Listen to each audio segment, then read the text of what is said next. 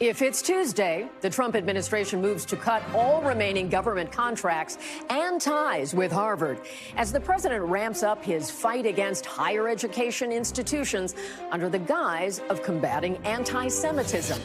Plus, settling scores. The Trump administration reopens several high-profile Biden-era investigations as the president threatens California's governor with a funding ban and pardons a prominent supporter who was convicted of bribery.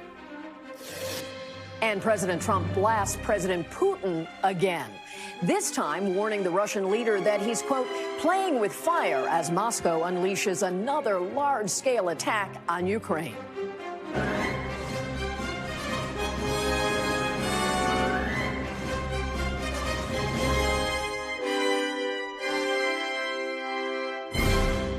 Welcome to Meet the Press Now. I'm Kelly O'Donnell in Washington, where President Trump is once again escalating his fight with Harvard, the nation's oldest, wealthiest, and most esteemed university, not to mention the alma mater of 8 American presidents.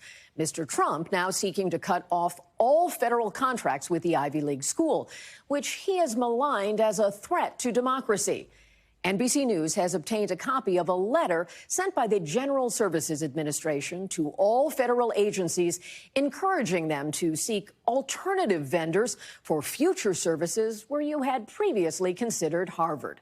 The news comes a day after the president warned on social media that he was considering taking $3 billion of federal grant money from Harvard and giving it to trade schools, despite the reality that some of those funds are congressionally authorized for medical and scientific research, not the work of trade schools.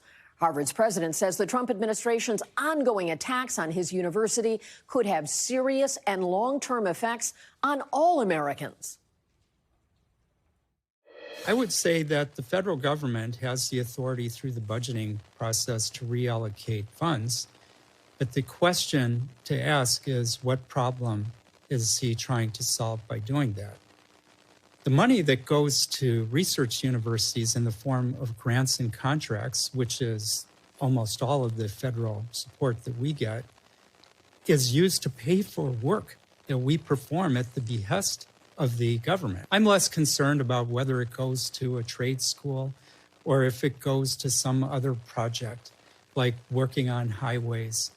What the real question is, how much value does the federal government get from its expenditures on research? There is a lot of actual research demonstrating the returns to the American people have been enormous. Today's move is the latest in a 6-week onslaught of actions the White House has taken against Harvard, while accusing it of liberal bias, discriminatory admissions policies, and anti-Semitism. Harvard has forcefully pushed back, including with a pair of lawsuits, challenging the administration's funding cuts and its move to revoke the university's ability to enroll or keep its international students, which a federal judge on Friday temporarily blocked. Joining me now is NBC News White House correspondent Vaughn Hilliard. And Vaughn, tell us about this letter. Sometimes things come in these very simple packages that give a lot of information. So a letter sent by the Trump administration to federal agencies lays out these changes. What does it tell us? Right, and this is just the latest letter here, as Garber lays out on behalf of Harvard, the argument that these are federally funded and backed research efforts that are in the federal government's interest. Essentially, the university is a research institution that is there to benefit the federal government's efforts. And that is where, in this latest letter here from the General Services Administration this morning, that it went out to the hundreds of federal government agencies, it makes clear that the federal government is requesting that these agencies turn to different partners, different contractors, rather than previous relationships that they had existing with Harvard. That amounts, one senior administration official tells NBC News, to an estimated $100 million. Of course, this comes after a freeze and a holdup of more than $2 billion in other research and grant funds from the federal government to Harvard. So this is the latest effort to squeeze Harvard through the desires of this White House. Do you have a sense in practical terms what that would look like when you consider how the White House is casting its actions against Harvard? What do we think the end game is here? This is an all-out effort to make Harvard an example. Let's be clear here, Kelly. We have seen efforts by this White House to force Columbia University, for instance, to capitulate to some of their demands. And we have seen the other universities acquiesce to the demands when it comes to, for example, the admittance and hiring practices of students and faculty. And that is where you see Harvard and their president, Alan Garber, making the case that Harvard needs to stand firm. What are the ultimate consequences? Well, we see over the last 2 months, the administration continuing to find new ways to try to squeeze the institution. The Department of Education, for example, has suggested that their tax-exempt status is going to be reviewed, and the president himself has urged the IRS to revoke their tax-exempt status. So this White House has given them an off-ramp, if you will, but Harvard continuing to hold firm that they will not back down to the demands of this White House. And they've been ratcheting that up. When you look at another related area is that the administration has stopped all interviews for international students seeking visas to come and study in the United States and to expand the screening of applicants to include their social media accounts. Certainly, the government does that screening. Obviously, Harvard has its own list of students. What do we know about this pause and the impact it could have? Right. And that's where, again, Harvard is sort of this example university, example college here. Just last week, the Trump administration told them that they were no longer going to be allowed through the Department of Homeland Security to have any international students. And those that were already there needed to look to another university. The federal court stepped in and placed an injunction on that effort by this administration. But fast forward to today, an internal cable sent by Secretary Marco Rubio and reviewed by NBC News indicates that this White House, through the Secretary of State, is ordering all consulates and embassies to immediately freeze any future interviews with potential foreign students that are seeking visas to study here inside of the United States, not just for Harvard, but for any college and university. It is not clear when that they will begin that interview process again. But the reason for this pause, Kelly, is that the State Department is indicating that they intend to review the social media accounts more aggressively of these students that are seeking to study inside of the U.S. And, of course, free speech comes into play there. Vaughn, thank you so much. We'll be following this. And joining me now is Arne Duncan, who served as the education secretary under President Obama. He's also a Harvard graduate. I'm sure you have a lot of thoughts on all of this. Secretary Duncan, what do you think the federal funding that is at stake here means to everyday citizens who might never visit Harvard, might not have any chance to study at Harvard, but are affected by what Harvard produces as a research institution? What's at stake? That's exactly the right question. And this is the opposite of making, it's the opposite of making America great again. When you attack research, you hurt all of us. When you attack foreign students and deprive our country of the best and the brightest from around the world, we lose their creativity. We lose their ability to find cures for cancer. We lose their ability to create jobs and open businesses. And so this is what Trump is doing, is he's challenging America. He's hurting America. And it's a tough analogy, but the best analogy I can think of is when a husband beats his wife and then says, well, I still love you. You don't listen to words, you watch the actions. What Trump is doing is he's beating America. He's abusing America. He can say, make America great again. He's doing exactly the opposite. We have to watch his actions, not just listen to his words. That is a colorful metaphor you painted there, but I'm going to move on. President Trump has implied that he might take billions of dollars that is directed toward Harvard and give that to trade schools. Now, we've seen an emphasis, certainly in recent years, on trade schools and non-college bound opportunities. And so that is certainly something that is gaining some traction. But when you talk about taking money from the science and the medical research and some of the innovations, how would that work? This is money that's appropriated by Congress. Can he simply pull money from Harvard and give it to trade schools? And what would that mean? Well, first of all, again, I just want to sort of stop. You have to recognize just how mind-boggling crazy this is. We've never seen anything like this. Any president, any time from any party, just attack a university like this. And Trump is terrified of Harvard for good reason. It's a place of truth. It's a place of knowledge. It's a place where he feels inferior. So we get it. But as you said, the federal budget is not his personal piggy bank. This is money appropriated by Congress. We should fund academic research. We should try and get scientific breakthroughs and discoveries. And we should fund trade schools and fund vocational training and give people a path to a great career. He cannot take money from one place just to pay somebody else. It's not a personal piggy bank. That's not how the federal budget works. And again, we're seeing the courts, thank goodness, the courts stop him time and time and time again. But unfortunately, he has an administration that just acquiesces and does what he says. He has a Congress that so far, folks on the Republican side have refused to check what is just egregious, abuses of power. And so right now, our only hope today, I hope this changes, but our only hope is the courts. And he's starting to lose in public opinion. The public is catching on to this. And at some point, he may pay a price for it politically. That hasn't quite happened yet. President Trump has been laying out some of his complaints about Harvard. And the university's president, Alan Garber, does acknowledge that the school has had real free speech concerns and problems and things they're trying to grapple with. Let's listen to what he had to say. We think it's a real problem if, particularly at research universities, students don't feel free to speak their minds. When faculty feel that they have to think twice before they talk about the subjects that they're teaching, that's a real problem that we need to address.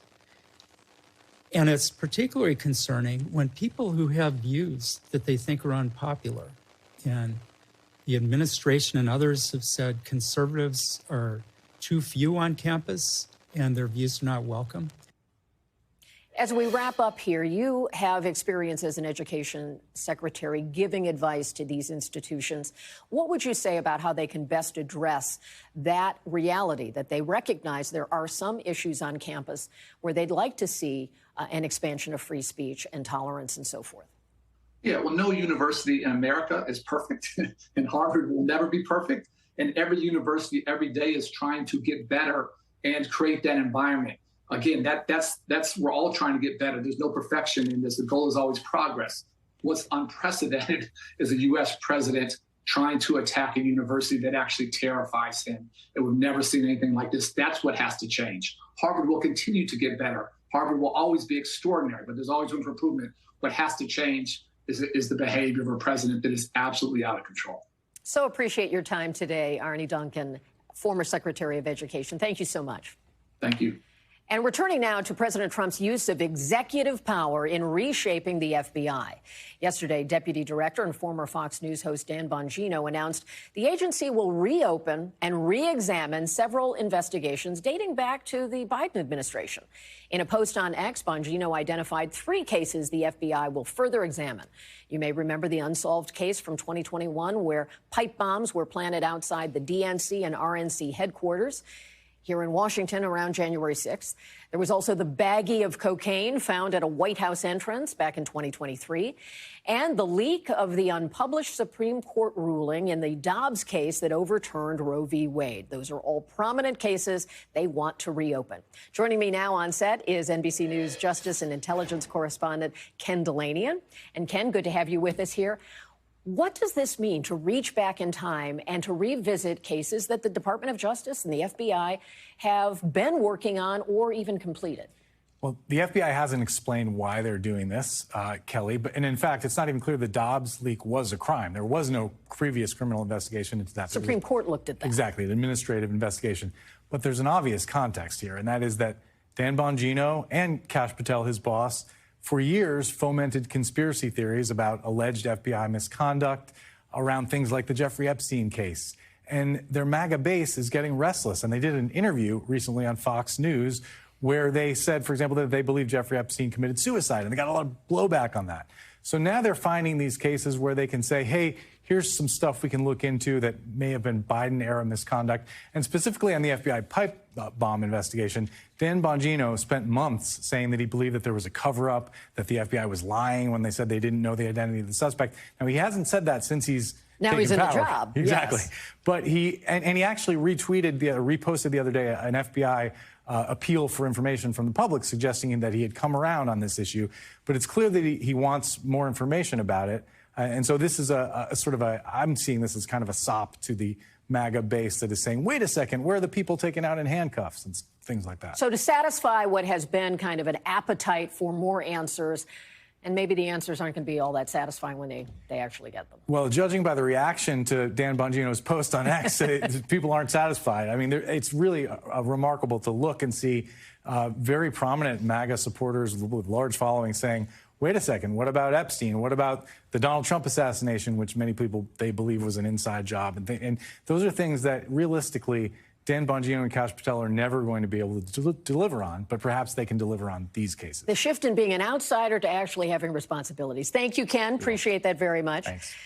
And we also want to talk about how the president is flexing his presidential authority in another way, announcing yesterday that he will pardon former Culpeper County Sheriff Scott Jenkins. Of course, the power of pardon is important for a president. In this instance, the person being pardoned was convicted on federal bribery charges back in December.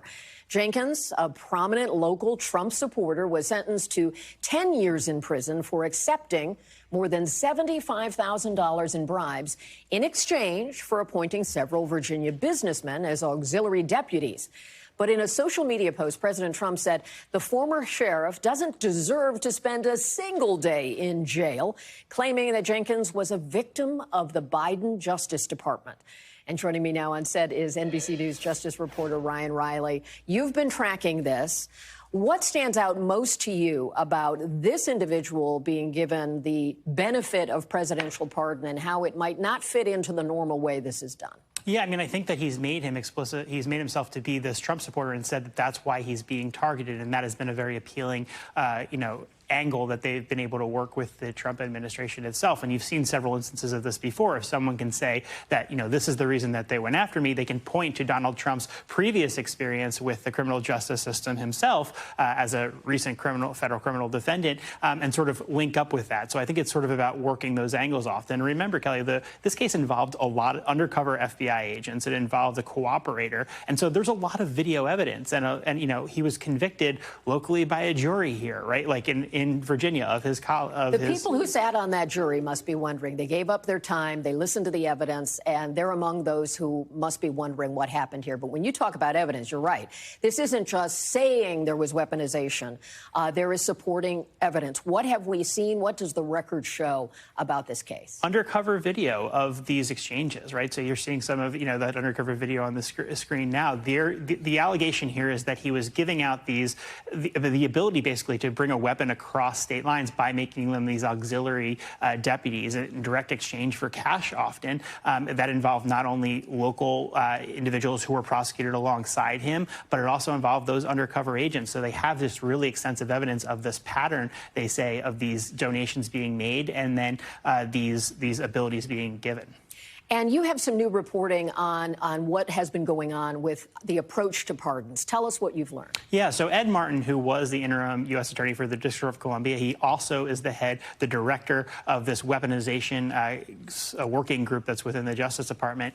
He actually accepted a lot of these pardon applications from members of the Oath Keepers and from the Proud Boys just when he met with them last week. He's only been in this job for a very short period of time, but this lawyer who is representing these individuals presented these, and he's going to Ed Martin is apparently going to run those up through the White House. Remember, most people were pardoned in connection with January 6th, but there was this narrow subset of individuals from the Proud Boys and from the Oath Keepers who received commutations, meaning that they still have those felonies on their record. And this would give them, amongst other things, the ability to get weapons again and also make it easier for them to get jobs going forward. It certainly sounds like there's more to watch in that space if he is now in that position and you're getting those files being delivered. Ryan, thank you so much. Really appreciate your time and your expertise on this. And coming up, Wall Street and consumer confidence ending the day on a high note as the Trump administration again suggests that its bark might be worse than its bite when it comes to tariff threats.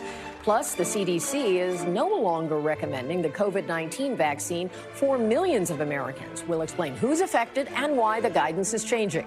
You're watching Meet the Press Now.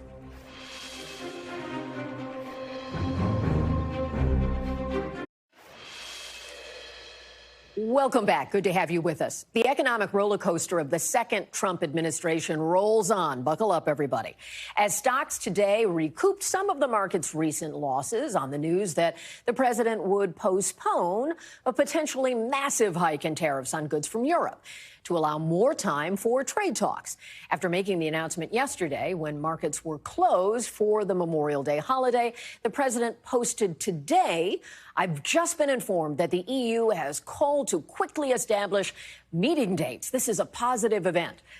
National Economic Council Director Kevin Hassett also opened the door for lower tariffs for other U.S. trading partners, telling CNBC that President Trump has that 10% blanket tariffs that could have some exceptions. Are you thinking eventually tariffs will get down to the level that businesses can negotiate within, 10% or less? Or do you think that a lot of this is going to be paid by the American consumer, too? Well, in the end, that's going to be up to the president. But we've seen that 10 is a place that a lot of people have been pushed to. And I would guess that if they come in with good enough offers, then they'll stay there or perhaps even below. So we'll all mark 10 down.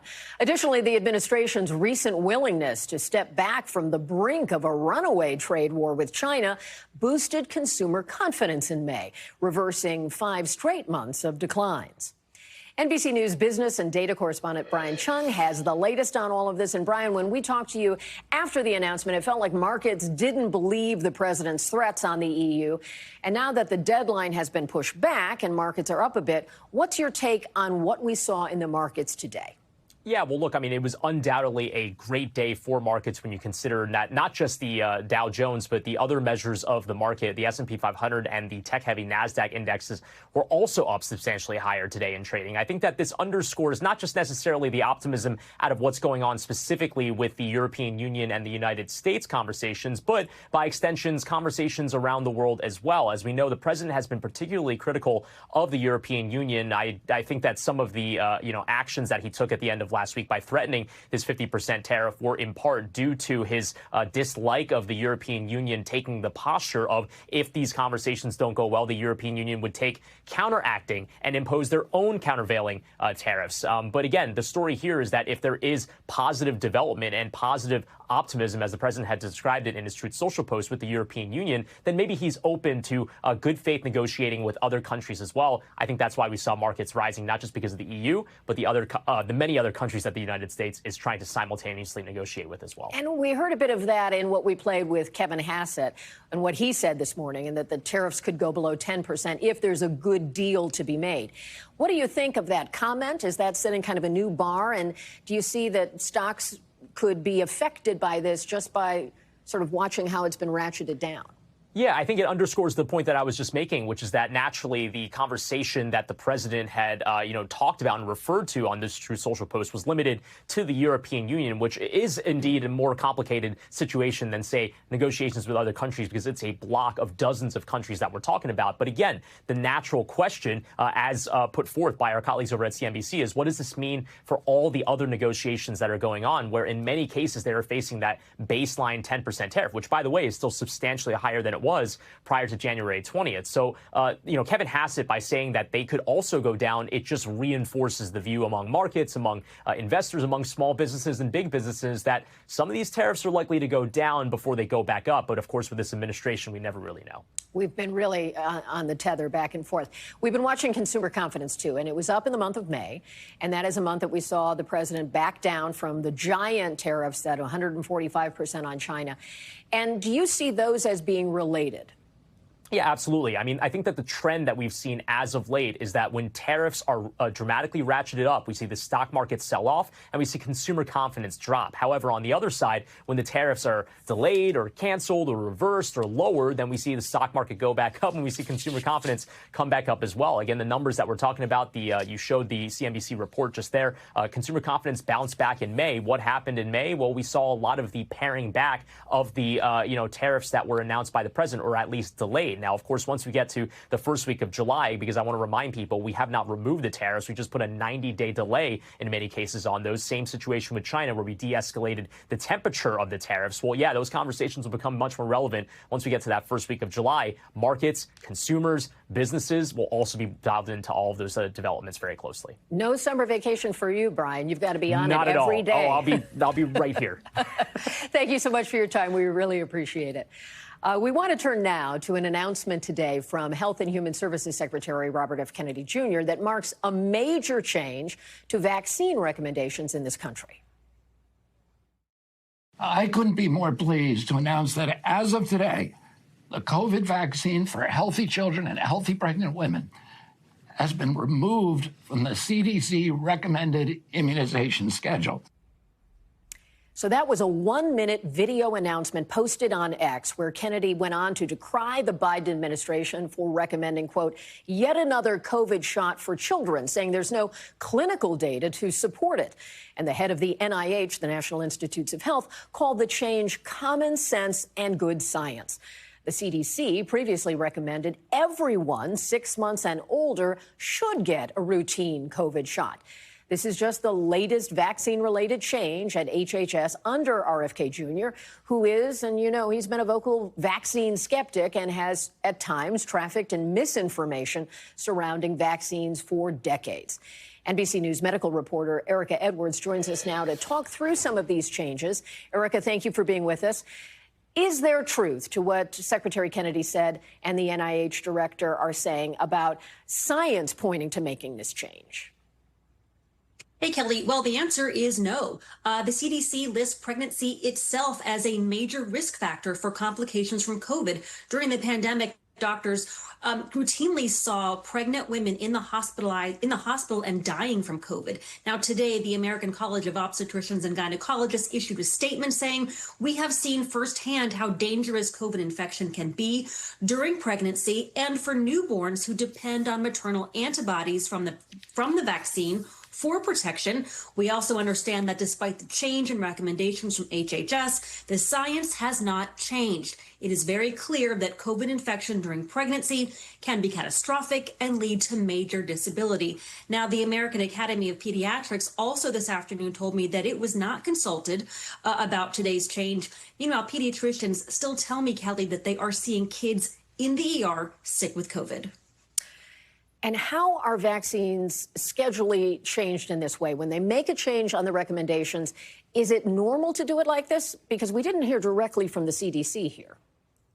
Yeah, this is highly unusual. Historically, what happens is that a group of independent scientists come together, they discuss the vaccine schedule, and then they make recommendations to the CDC director. Now, we don't have an acting CDC director right now, so that responsibility would fall to the CDC's boss. And today, that is HHS Secretary Kennedy. But his announcement today totally bypassed that scientific process that's been in place for decades.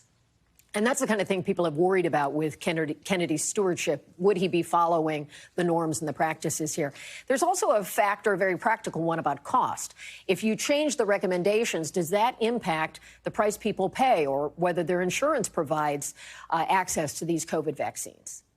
Yeah, it certainly could, because insurance companies rely on those CDC recommendations to figure out which vaccines to cover. Now, Pfizer and Moderna both can charge up to $141 per COVID vaccine. Now, that said, Medicare and Medicaid, important to remember that they require that all vaccines are free to patients. And the Affordable Care Act, also known as Obamacare, requires private insurers to cover vaccines recommended by the CDC. But Kelly, as we know today, that group just got a lot smaller.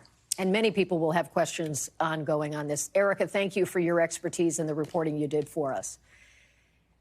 And up next, Russia pummels Ukraine with another relentless volley of airstrikes, validating fears that Putin is more interested in prolonging the war than making a deal to end it. I'll talk to a former ambassador to Russia straight ahead. You're watching Meet the Press Now.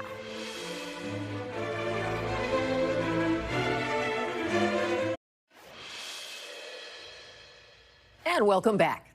For the third consecutive day, President Trump is lashing out at Vladimir Putin as Russia continues to pummel Ukraine with aerial attacks and as peace talks appear to have stalled. In a post on social media, President Trump warned Putin is, quote, playing with fire. Meanwhile, in his evening address, President Zelensky said Russia's attacks have become increasingly brazen, saying Moscow has launched more than 900 drones in the past 3 days alone. President Zelensky appeared to echo President Trump's frustrations, saying the attacks are a sign that Russia is looking to prolong the war, not end it. Joining me now is Michael McFaul, former U.S. ambassador to Russia and an NBC News international affairs analyst. So good to be with you today and to get your expertise. There are so many things going on with the Trump and Russia relationship. So let's start right there. President Trump has been lashing out against Vladimir Putin on social media. You've seen it. Do you view this as a shift in rhetoric or a deterioration of the relationship or something else? What stands out? Well, it's definitely a shift in rhetoric. President Trump has been praising Putin for a decade now. He's never said anything critical of him, and there are a lot of critical things to say about him. He has a theory that Putin has somehow changed, right? If you read his postings, that's not my view. Putin, I think, has been very consistent. He's been killing civilians from the very beginning of this war. But the fact that the president now has a more critical view is a change. The real question will be, does this rhetoric lead to concrete changes in American foreign policy? So far, that hasn't been the case. Interesting that it really is President Trump's rhetoric and maybe approach that's changing, whereas Putin has been quite consistent. One of the things I wanted to get your take on is comments from Senator Chuck Grassley of Iowa, and he wrote on X. He says that, I believe that President Trump was sincere when he was working on a relationship, a friendship with President Putin, and that could end the war. But now that doesn't seem to be the case. It's time for sanctions that are strong enough so that Putin knows game over. We have been hearing about sanctions for years now.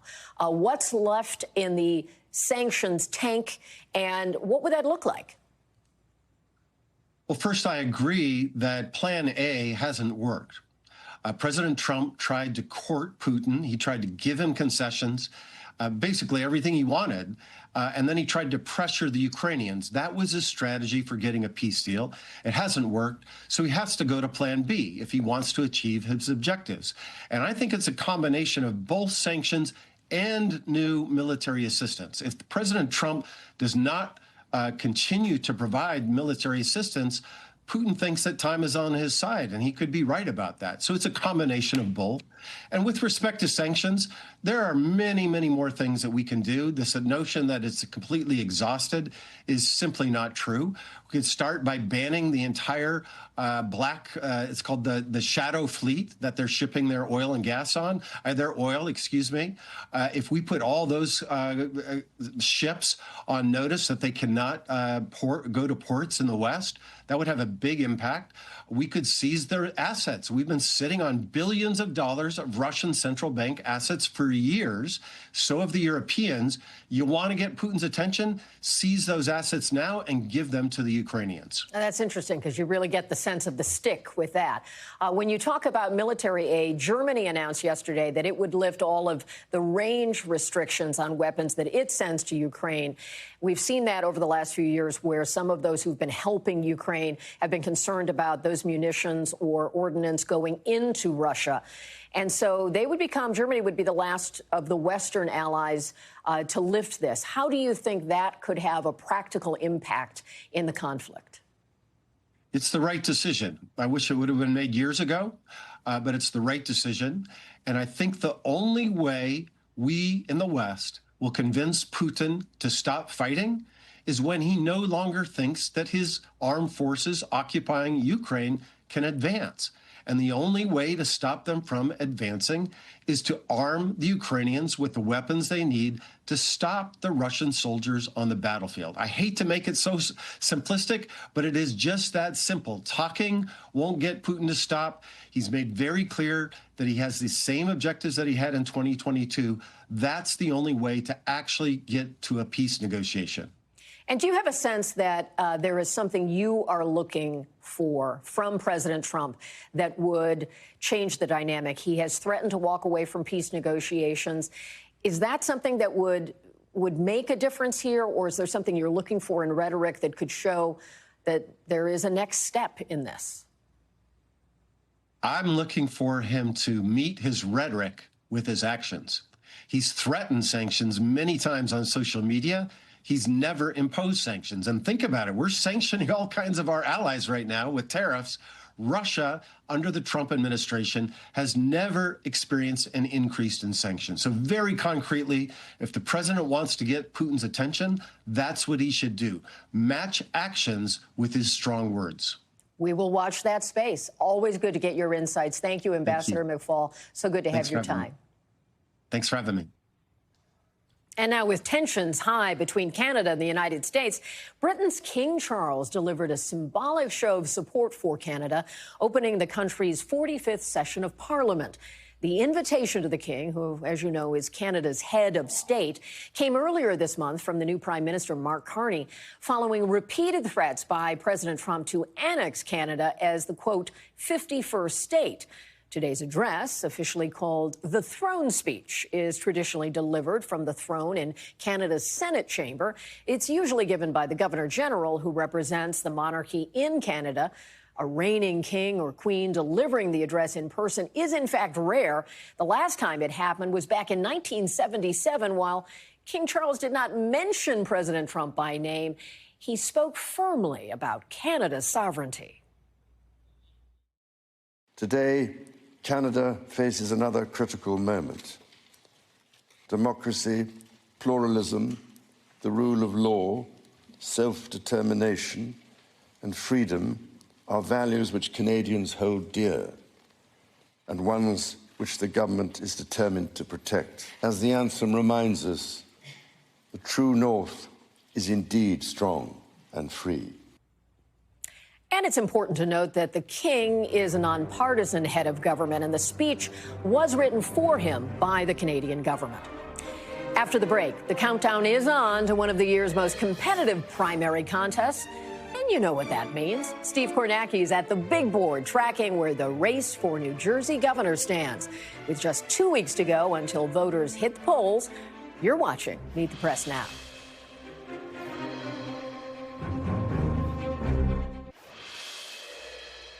Welcome back. Glad you're still with us.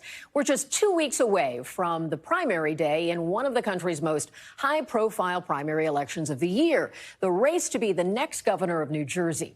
Here's the field on the Democratic side, which has been both costly and contentious. Congresswoman Mikey Sherrill, who's leaning into her background as a former Navy helicopter pilot and prosecutor, is up narrowly in the field. There's a few public polls so far that we've seen. But the race is far from settled. And here's the Republican side, which is led by Jack Ciattarelli, running for a third time after almost pulling off an upset as the Republican nominee in 2021. He's up in the polls and has President Trump's endorsement. That's always critical in these. Joining me now for a look at where things stand is our New Jersey politics guru, Steve Kornacki. And Steve, this is a big, high-profile national job, becoming governor of New Jersey. What are you watching? Yeah, let's take a look, Kelly, a closer look at the Democratic contest here, because an interesting dynamic. This is the most recent public poll we have, and it actually does show Sherrill, Mikey Sherrill, the Congresswoman, opening up a pretty clear advantage here over the rest of the field. We hadn't seen this in the polling until the last week or so, so that's significant potentially. But what's also significant is what Sherrill has done on the inside game. This is what makes New Jersey unique, especially on the Democratic side. It's a bit of a throwback state. They still have political machines, county political machines. And the way it's typically worked in New Jersey Democratic primaries is get the biggest county machine endorsements, win the primary. Let me show you how that inside game looks right now. 21 counties in New Jersey, 21 county Democratic organizations showing you who they've endorsed. In the brown color here, that is Sherrill. And you see that includes the biggest in the state, biggest Democratic vote-producing county in the state, Essex County. That's where Newark is. You see Josh Gottheimer, the other congressman in this race, Bergen County. That's his base. That's a big one. He has that. And you see down here all this green. This is South Jersey. Big North Jersey, South Jersey divide here, culturally, politically. The one candidate from South Jersey, Steve Sweeney, he's basically gobbled up the county endorsements in South Jersey. What does this look like when you put them all together? Whoa, tons of numbers here. But you're looking at all 21 counties here and the share of Democratic registrations in the state from each county. So 12% of all registered Democrats in New Jersey are in Essex County, where Newark is.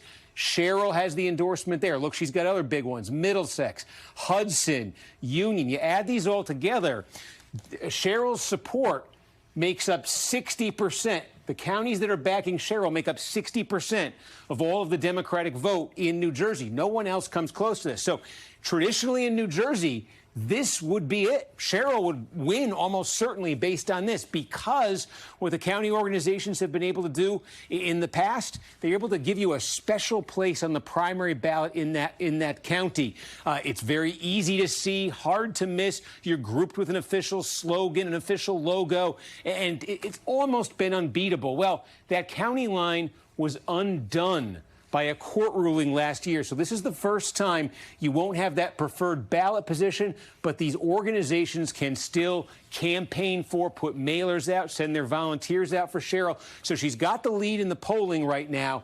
And this inside edge, we don't know what it's going to be like without that county ballot feature, but it still is going to give her an extra edge because of the inside game, which matters in New Jersey.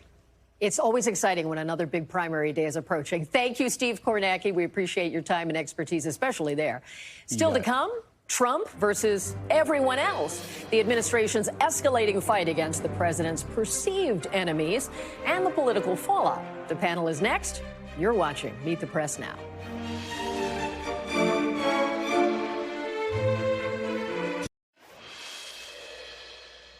Welcome back. Harvard University is just one of President Trump's perceived political foes facing federal investigation. Everyone from Democratic campaign groups and politicians to staffers that spoke out against his false theories of the 2020 election have found themselves in the crosshairs in the opening months of this new Trump administration.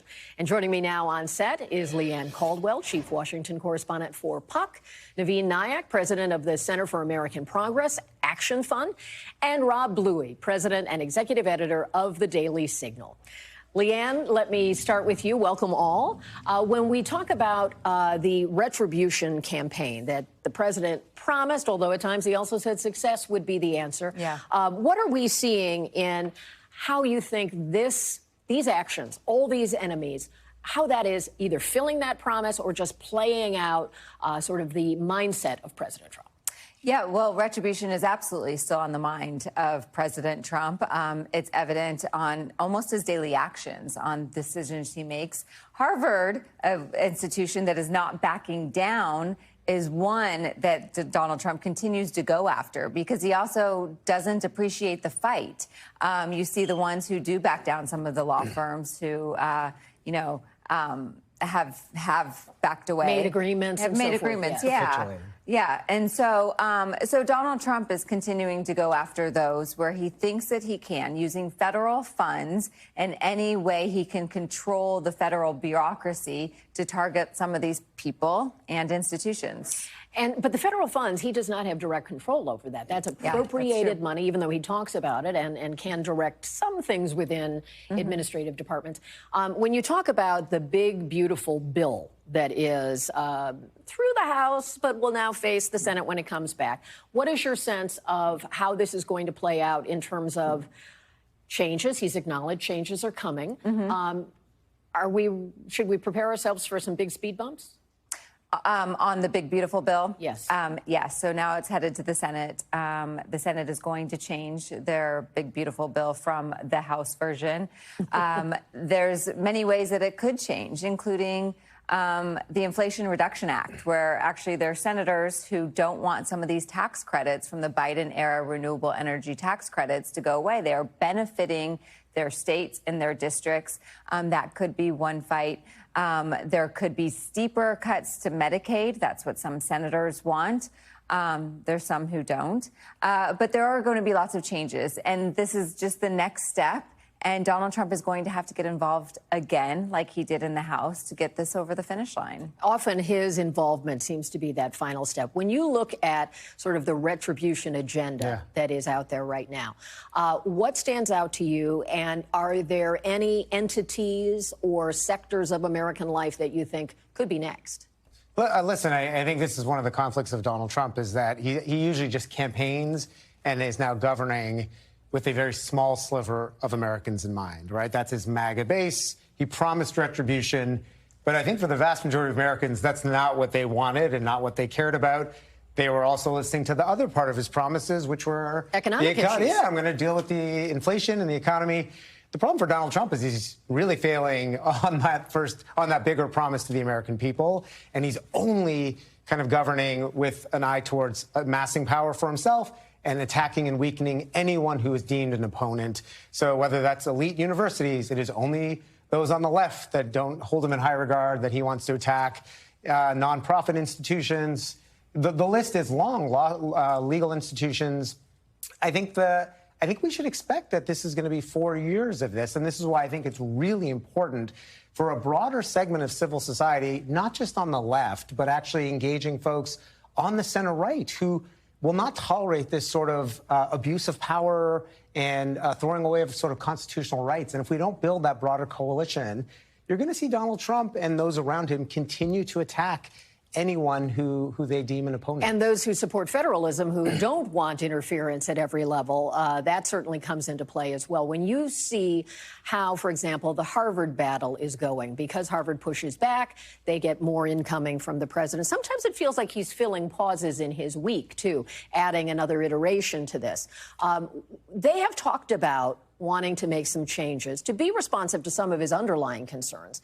What is your sense of how that is going? Well, I think this is a losing battle for Harvard the longer this plays out. Students are going to probably choose other Ivy League schools because they don't want to be caught in the crosshairs of this battle between Trump and Harvard. I also think Harvard has a huge stake that they're going to lose, particularly if that 27% of foreign students are no longer allowed to go there.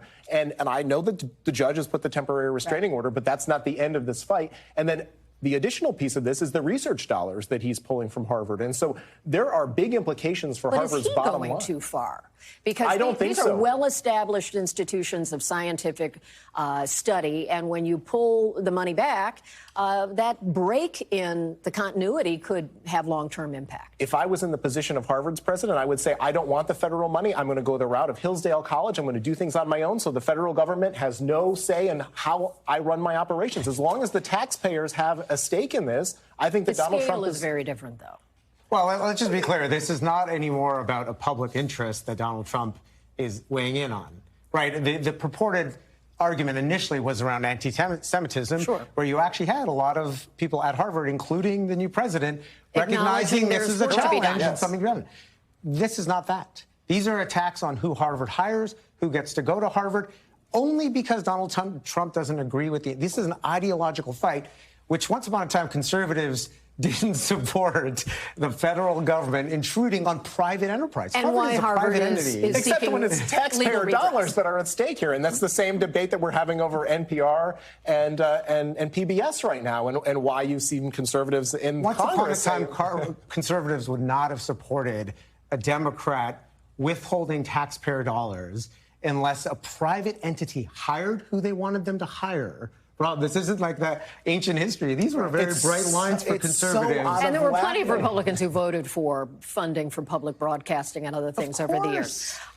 When you look at what Harvard can do, there may not be enough research money in the private space to replenish what they have. Do you think that people who voted for President Trump, who are in red states across America, do they benefit from the kind of work that is done at Harvard or these other elite institutions when it comes to innovation, scientific research, medical research? Sure, I'm sure that they do, Kelly. But I think at the same time, those grants could go to other institutions that are not Harvard, and that research could still be done. Those people who are doing the research at Harvard will simply move to another Ivy League or elite institution and do that type of work. So it's not that the research is going to stop. It'll just might not happen. Well, there's a lot of Harvard. disruption in what you're describing. Yeah. I understand you're making a good faith offer there, but that's very disruptive, too. When you look at what is happening on Capitol Hill, is there any support among Republicans for trying to sort of bring a lot of Harvard and elite school graduates who are in Congress, any sense that you have that they want to take on this fight or make the argument that we heard here where Naveed was saying that, this is a traditional conservative point of view to let different entities carry out their will free of government involvement? This is an issue that they do not feel like they want to break with the president on. This is not something that is important enough to them to separate themselves from the president. So most Republicans, there's some who are getting involved and supportive of the president, but most are just staying out of it. I shouldn't be surprised that was your prescription, Leanne. Thank you so much. I'm so happy to have all the panel here. Thank you for your insights. And tomorrow we will be back with more Meet the Press Now, but the news continues right now with Hallie Jackson. Thanks for watching. Stay updated about breaking news and top stories on the NBC News app or follow us on social media.